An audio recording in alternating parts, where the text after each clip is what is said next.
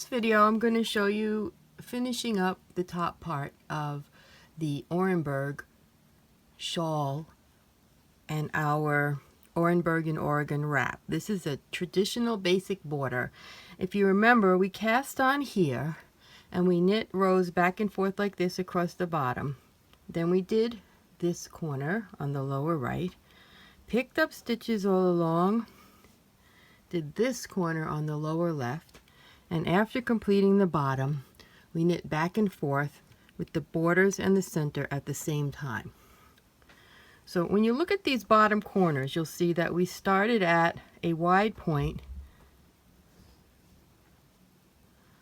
went down to a narrow point, and started at the narrow point there. So we're working from the narrow points, and then we got wider for the corner. Started narrow, got wider. So on the chart, the basic border goes narrow, wide, narrow, narrow, wide, narrow to make points. So on the charts for the bottom corners, we started it with narrow. They're a little different for setting them up, but we got wider and wider. Now for the upper corners, we're going to start at the wide point and get narrower. On your knitting, you'll have, of course, a lot more knitting than this, and you'll have a lace pattern in the center. But on your knitting, you want to be where you have 12 stitches on this border, or you're at the widest point on both sides. So we've got 12 stitches on either side, and then our pattern in the middle. See? And we've got 12 stitches on the first row of the chart on either side, both on the upper right and upper left corner. So we'll be knitting the upper right corner first. So we finish the row where we end in that upper right corner.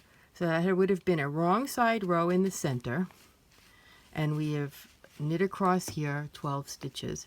And now we're going to start with the border, which, as you can see, just like the other borders and the main border, the corners, everything, we've got the same pattern. The only thing is we're going to be turning in the middle or here a couple stitches before this marker, and this blue line in the chart is the marker. So we're going to be turning a couple stitches before, one stitch before, making little short rows to make a little bit of a corner, just like we did on the bottom. So I'll just do this first row and second row so you can see what happens. And it should be familiar to you from doing the corners at the bottom part of this, because the patterning is the same. So we're going to start by slipping a stitch, knit 3, yarn over, knit 2 together, and then we knit, but we don't go all the way to the marker, and we don't continue across the row. So slip 1, knit 3, yarn over, knit 2 together, and as you can see, this is the same pattern you've been knitting on the border all along. Then we knit to 2 stitches before the end, and when I say the end, I mean the end of this border section, 2 stitches before the marker. And then this symbol means knit 1 turn, so this is like our short row part, but we don't do any special wrap and turn, we just knit 1 and turn. This stitch stays unworked, then we slip 1, go to the end, and knit 2 together. So there's the stitch that stays unworked next to the marker. And for the short row part, we go ahead and slip 1, and then we knit to the last 2 stitches and knit them together, because that's how it is on the chart. And again, that part is the same as everything you've been doing. Okay, so you continue